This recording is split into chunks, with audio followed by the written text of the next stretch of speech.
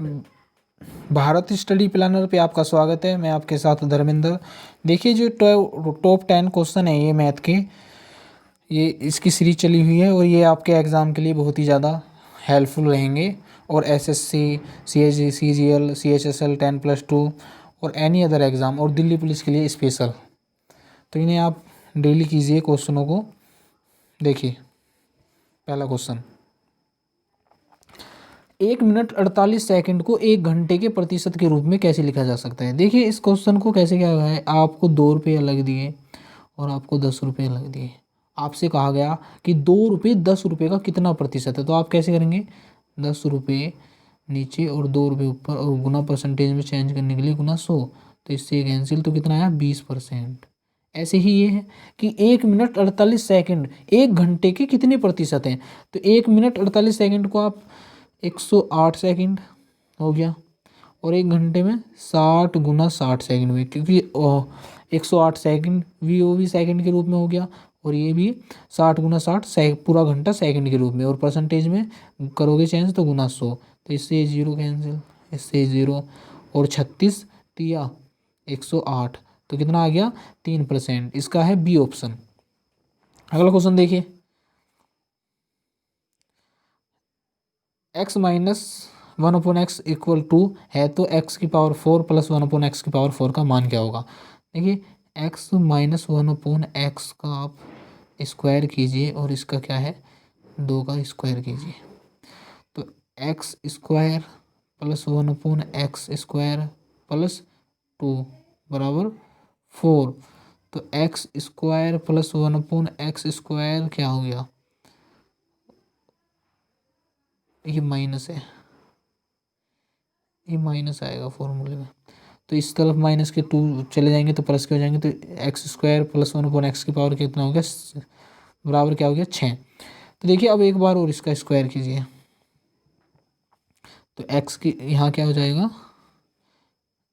x की power 4 plus 1/x की power 4 और प्लस 2 इक्वल 36 और x की पावर 4 प्लस 1/x की पावर 4 इक्वल 34, तो इसका मान क्या आ गया 34, तो इसका कौन सा है डी ऑप्शन, इसका मान कितना आ गया 34। अगला क्वेश्चन देखिए, x बराबर 1/√2 प्लस 1 है, आप इसको 1 प्लस √2 लिख दीजिए, √2 प्लस 1 लिख दीजिए और अंश और हर में गुना करने पर √2 माइनस 1 की √2 माइनस 1 की, देखिए √2 माइनस 1 और 2 माइनस 1, तो इसका मान कितना आ गया √2 माइनस 1।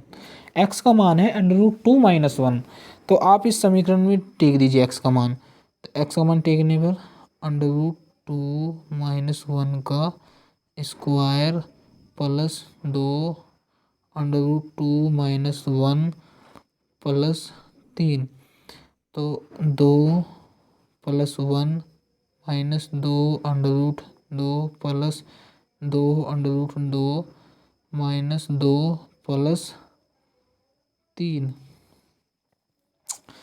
तो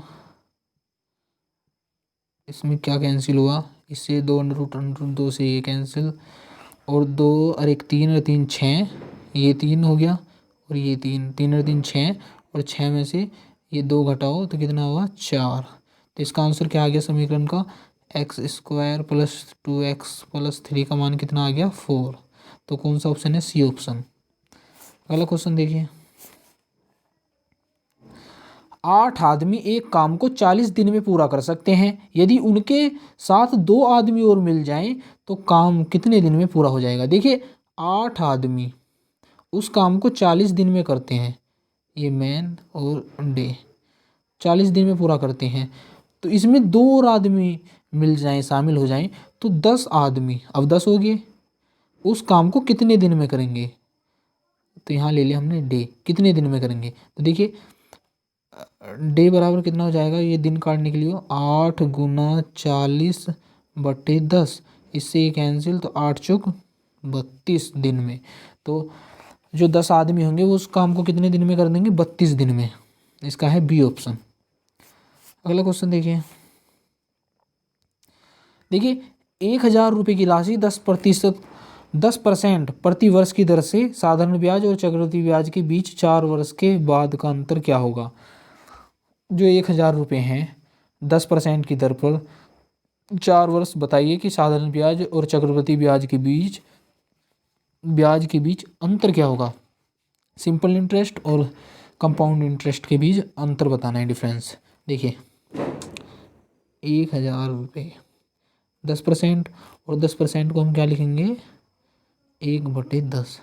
तो पहले वर्ष 1/10 काटा तो कितना आया 100, दूसरे वर्ष काटा तो कितना आया 100, तीसरे वर्ष काटा तो 100, और चौथे वर्ष आया तो 100।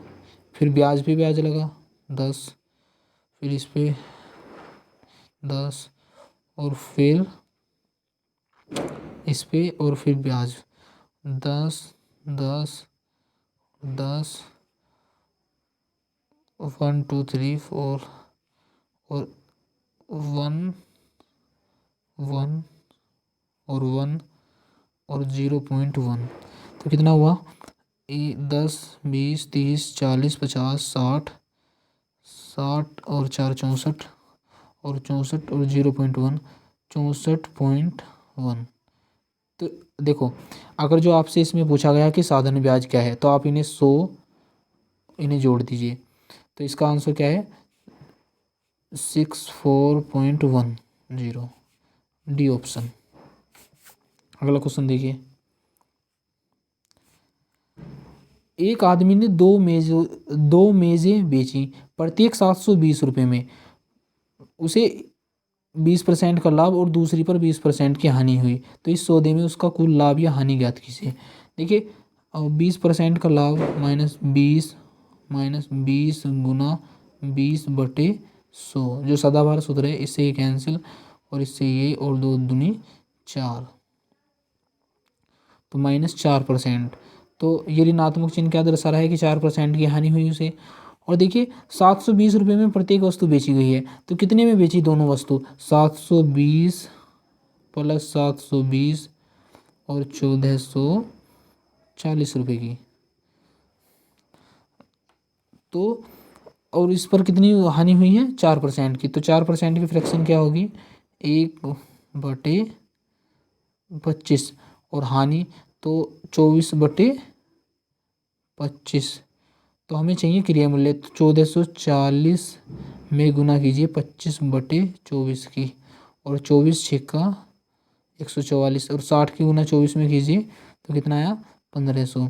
तो वस्तु देखिए कितने रुपए की थी वो 1500 रुपये की, और कितने में बेच दी गई 1440 रुपये में। तो कितने की हानि हुई, परसेंटेज नहीं पूछा। हालांकि यही क्वेश्चन एंड हो जाता है तो बहुत से क्वेश्चनों में तो 4% की हानि हुई बस, पर इसमें पूछा कितने रुपए की हानि हुई।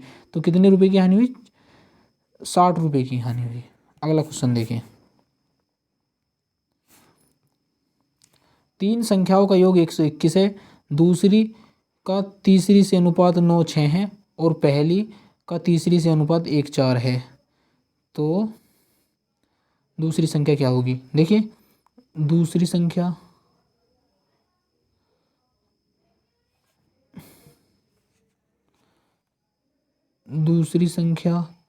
और तीसरी संख्या का अनुपात है 9:6।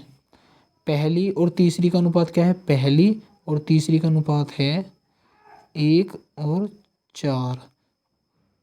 तो यहाँ भी इससे 6 फिलअप कर दीजिए आप, और यहाँ 4।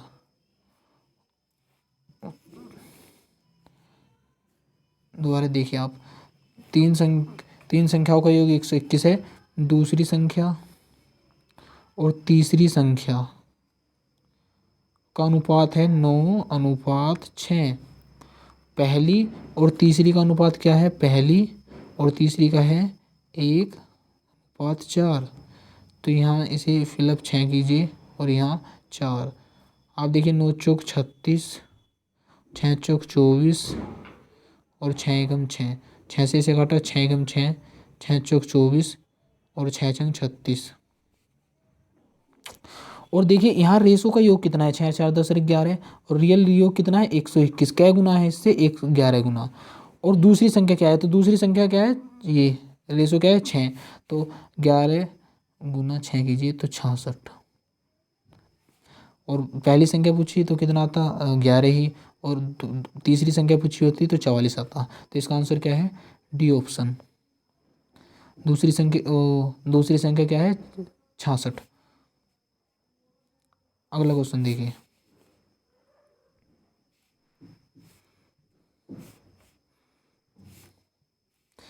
एक तार की लंबाई 66 मीटर है। एक तार है कोई, उसकी लंबाई कितनी है, 66 मीटर। तार से बनाए जा सकने वाले 1.32 सेंटीमीटर परिधि के वृत्त की संख्या कितनी होगी। देखिए इस तार से एक मतलब 1.32 परिधि के वृत्त की संख्या कितनी होगी।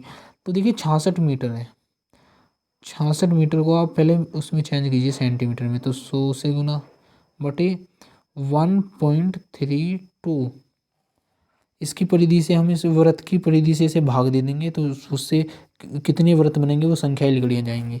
और इस परसेंट यहाँ पॉइंट को हटाने के लिए पर 100 से, और 66 दूनी 132, और 2 से इसे काटा तो कितना है 50, और 50 की 100 में गुना करिए तो कितने 5000। तो जो तार है ना 66 मीटर का, उसे सेंटीमीटर में चेंज कर कर जो परिधि के व्रत आएंगे 1.32 के, वो बनेंगे 5000 व्रत। 5000 टायर के टाइप के वो व्रत बनेंगे। अगला क्वेश्चन देखिए,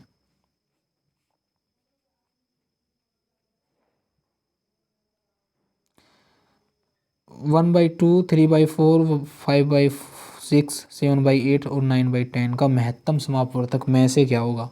देखिए ऊपरले वाले जो हर हैं, अगर जो भिन्न का कभी भी हमें महत्तम समापवर्तक काटना हो तो ऊपरली वाली संख्याओं का क्या होगा, अंश का में से, और निचली वाली संख्या होगा क्या होगा, ले से।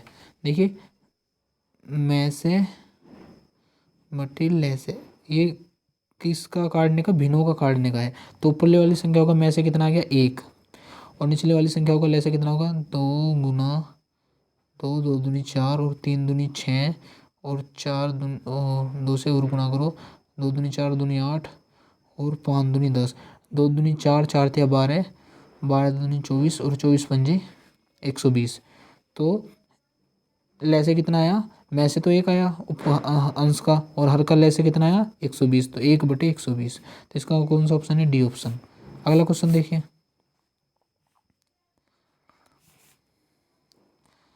वैसे आज क्वेश्चन सही है थोड़े।